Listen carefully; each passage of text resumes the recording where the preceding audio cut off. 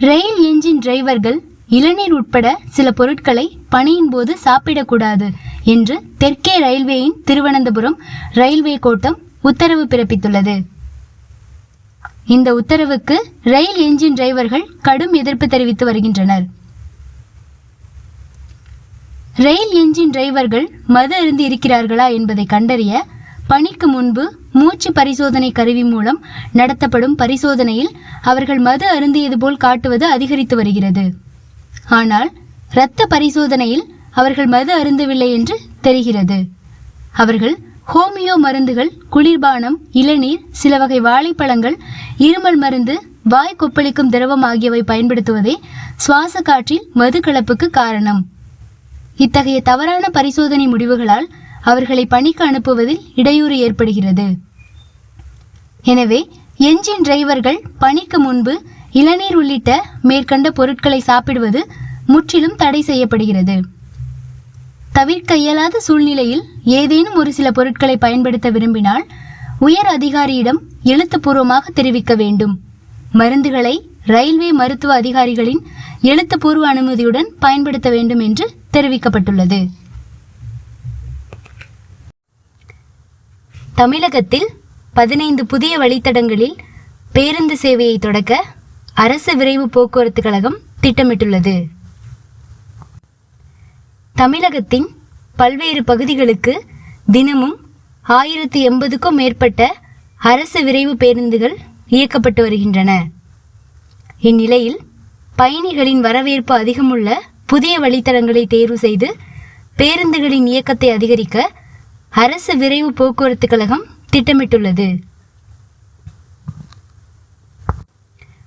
அரசு விரைவு போக்குவரத்து கழகம் சார்பில் கேரளத்தின் வைக்கத்திலிருந்து வேளாங்கண்ணிக்கும் கோவையிலிருந்து மன்னார்குடிக்கும் புதிய வழித்தடங்களில் பேருந்து சேவை சமீபத்தில் தொடங்கப்பட்டது. இந்த வழித்தடங்களில் பயணிகளிடையே நல்ல வரவேற்பு கிடைத்துள்ளது.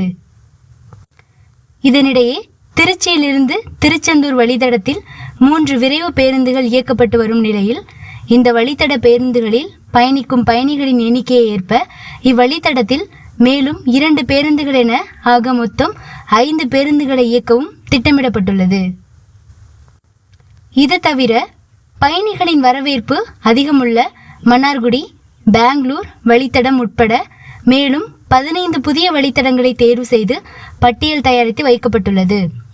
இந்த வழித்தடங்களில் பேருந்துகளை இயக்குவதற்கான நடவடிக்கைகள் மேற்கொள்ளப்பட்டு வருகிறது. ஈரோடு மாவட்ட மக்களின் முக்கிய குடிநீர் ஆதாரமாகவும் விவசாயிகளின் வாழ்வாதாரமாகவும் உள்ளது பவானிசாகர் அணை.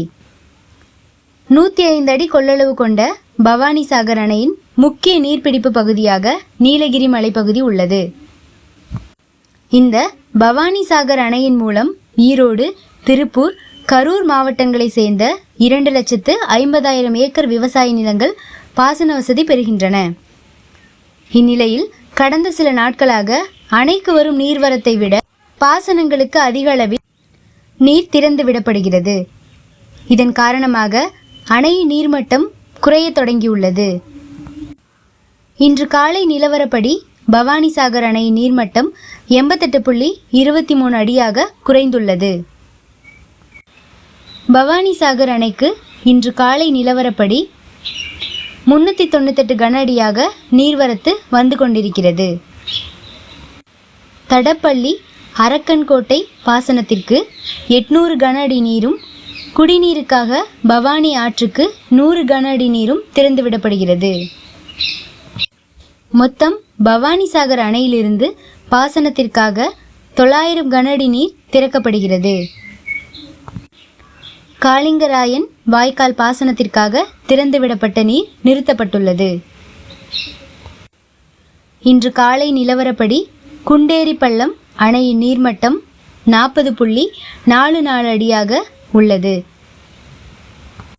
அதேபோல் வரட்டுப்பள்ளம் அணையின் நீர்மட்டம் 30.51 அடி. 30 அடி கொள்ளளவு கொண்ட பெரும்பள்ளம் அணையின் நீர்மட்டம் 18.89 அடியாக உள்ளது. அணைகளுக்கு நீர்வரத்து குறைந்து வருவதால் நீர்மட்டமும் குறைந்து வருகின்றது.